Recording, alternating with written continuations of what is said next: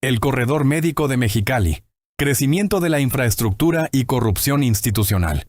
Este breve video detalla la malversación de 900 millones de pesos ocurrida durante la administración municipal de Mexicali entre 2010 y 2013, bajo la gestión de Francisco Pérez Tejada Padilla.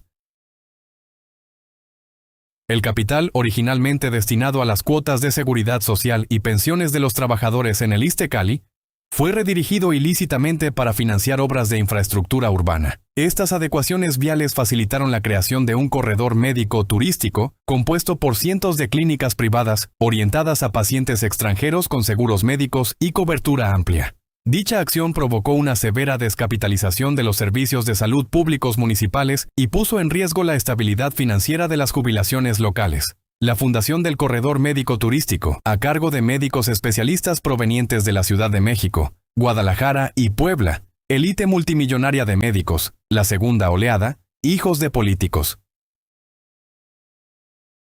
El video denuncia un escenario de impunidad política y ética, donde se priorizó el lucro del sector privado sobre los derechos fundamentales de los empleados municipales. De este modo se evidencia un profundo desequilibrio social que favoreció el negocio del turismo médico a expensas del bienestar de la población nativa. Hola a todos y bienvenidos. Fíjense que hoy vamos a desempacar un caso de estudio, digamos, sumamente complejo. Es de esos temas que cambian por completo la perspectiva sobre cómo se transforma la infraestructura de una ciudad fronteriza. Vamos a guiarnos exclusivamente por los documentos de investigación que tenemos para desenredar este desvío multimillonario en Mexicali. Así que, sin más rodeos, vamos a sumergirnos de lleno en los datos, los hechos y sobre todo el impacto real de todo esto. Para empezar a dimensionar la magnitud del asunto, quiero que los detengamos un segundo en esta cifra. 900 millones de pesos. Sí, escucharon bien, 900 millones. Ese es el monto exacto que, de acuerdo con los expedientes, fue desviado por la administración de la Presidencia Municipal de Mexicali entre el 2010 y el 2013. A ver, no estamos hablando de un simple error de dedo en la contabilidad. Es una reasignación de capital masiva. Y claro, la primera pregunta que nos salta a la mente al ver una cifra con tantos ceros es, bueno, ¿de dónde salió exactamente todo ese dinero? Y eso nos lleva a nuestra primera sección, el origen de los fondos. Vamos a seguir el rastro del dinero. Aquí está el punto clave, y es bastante fuerte. Este dinero no salió de, digamos, un excedente en el presupuesto que sobró a fin de año. Para nada. Los 900 millones fueron tomados directamente de las cuotas sindicales de los trabajadores del municipio. Así es, cuotas destinadas al ISSSTE-Cali. Para quienes no lo tengan en el radar, el ISSSTE-Cali es nada más y nada menos que la institución que garantiza el fondo de pensiones y el servicio médico de los empleados públicos locales. Básicamente estamos hablando de los ahorros de toda una vida y de la red de seguridad de miles de trabajadores. Ahora, lo verdaderamente interesante aquí, y lo que las fuentes nos muestran con muchísima claridad, es cómo pasó todo esto sin que se encendiera ni una sola alarma institucional. Según detalla el texto, el sindicato de burócratas, que en teoría es la primera línea de defensa para sus miembros, simplemente no hizo nada. No protegieron los fondos, hubo una inacción absoluta, y eso fue exactamente lo que permitió que el desvío ocurriera sin encontrar ningún tipo de resistencia por parte de las instituciones. Pasamos a la segunda sección, el corredor médico turístico. Porque claro, ese dinero fluyó hacia algún lado. Y todo este movimiento ocurrió en un periodo súper corto. En 2010 arranca la administración del entonces alcalde Francisco Pérez Tejada, un nativo de la ciudad. Ahí mismo inicia el desvío. Y entre 2010 y 2013 se avientan lo que los textos llaman una construcción express de un corredor médico turístico. Para cuando termina su mandato en 2013, toda la infraestructura de la zona centro ya había sido completamente reestructurada para servir a un nuevo propósito comercial. Para que nos demos una idea de la agresividad de esta reestructuración, no fue solo ir y tapar un par de baches. ¡Que va! Los documentos revelan una habilitación urbana intensiva, casi como una cirugía mayor en la ciudad. Estamos hablando de que demolieron estructuras viejas, expropiaron terrenos justificándose en deudas de predial y multas que llevaban ahí acumuladas hasta 50 años, limpiaron baldíos enteros y repavimentaron las avenidas principales del centro. Pero la pregunta del millón es, ¿quién estaba exigiendo esta nueva infraestructura? Las fuentes hacen una distinción fascinante aquí. Por un lado, teníamos a la primera oleada de médicos, que eran especialistas nativos de Mexicali con sus propias clínicas locales de toda la vida. Pero luego llega una segunda oleada de doctores foráneos, viniendo de lugares como Jalisco, la Ciudad de México o Puebla. Y el documento es muy claro al señalar que fue precisamente esta segunda oleada la que empezó a exigir activamente la creación de este corredor médico turístico, desplazando a gran parte de la generación original. Lo cual nos lleva a la sección 3, el desequilibrio de salud, el contraste entre lo público y lo privado. Fíjense en este dato que es de no creerse. Cerca de 1,000 consultorios y clínicas privadas se levantaron y se expandieron rapidísimo en este nuevo corredor. Pero ojo aquí, porque estas instalaciones no se construyeron pensando en la población local.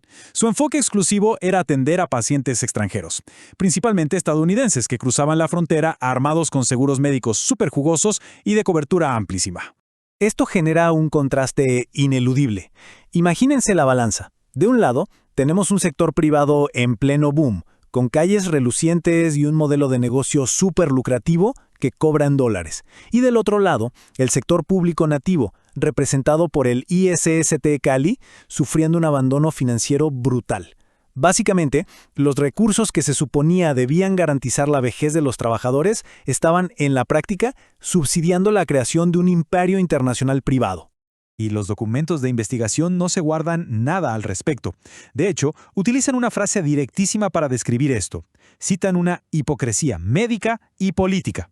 El texto argumenta, reportando los hechos tal cual son, que se le dio prioridad total al lucro y a la creación de este negocio turístico, dejando completamente de lado el bienestar, los derechos y las necesidades más básicas de la población civil local. Entramos a la sección 4, el costo humano tangible. Porque, al final del día, esto no se trata solo de números en una hoja de cálculo, ¿verdad? La descapitalización de la que hablamos significa pensiones en el limbo. Es poner en jaque la solvencia económica de personas que ya dieron toda su vida laboral.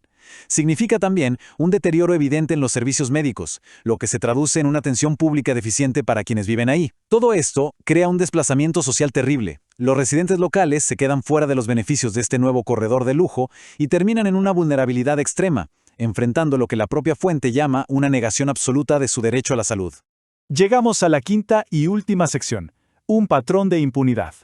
La realidad documentada aquí nos cae como un balde de agua fría. Ese dinero, cero, nunca se recuperó.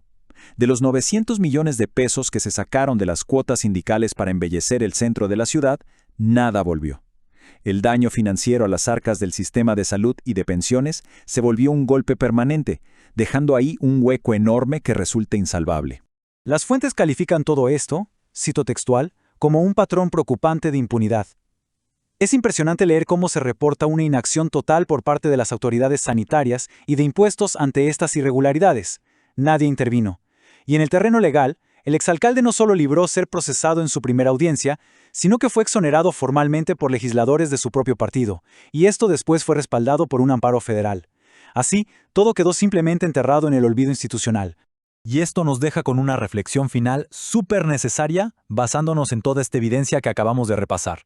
Cuando los intereses comerciales y el turismo médico de lujo terminan siendo subsidiados a costa de socavar el futuro y la salud de los trabajadores, ¿cuál es el verdadero costo a largo plazo para toda una comunidad? Es una pregunta profundísima sobre dónde queda el equilibrio entre el desarrollo urbano y la justicia. Muchísimas gracias por acompañarnos en este análisis de hoy. Hasta la próxima. Acto final. La rehabilitación de la zona centro no fue un proyecto de urbanismo social, sino una operación de alta cirugía política. Tras décadas de dominio político panista, blanquiazul, se permitió el ascenso de un ejecutor del PRI, Francisco Pérez Tejada, 2010 a 2013, quien actuó como el instrumento necesario manipulado por el PAN para forzar la modernización física de la zona centro de Mexicali. El caso del financiamiento y la irregularidad. La creación del corredor médico turístico se cimentó sobre un desfalco financiero de 900 millones de pesos. Este capital no provino de presupuestos de obra pública, sino del desvío de las cuotas retenidas a los trabajadores municipales destinadas a sus pensiones, jubilaciones y servicios médicos en el Ixtecali. Con este robo institucionalizado se financiaron pavimentaciones, limpiezas, desalojos y embargos de terrenos baldíos necesarios para el hub médico, proveniente del interior de la República Mexicana. Desde una perspectiva analítica incisiva, Pérez Tejada fue el títere y chivo expiatorio de una estrategia de Estado dominada por políticos del PAN. Dejémoslo ganar la alcaldía de Mexicali esta vez y luego le damos cuello. El costo de dotar al hub médico de su base física fue la muerte política de Francisco Pérez Tejada, expulsión del PRI e inhabilitación para cargos públicos. Fue un sacrificio calculado donde una carrera política se canjeó por la infraestructura que hoy sostiene una industria multimillonaria.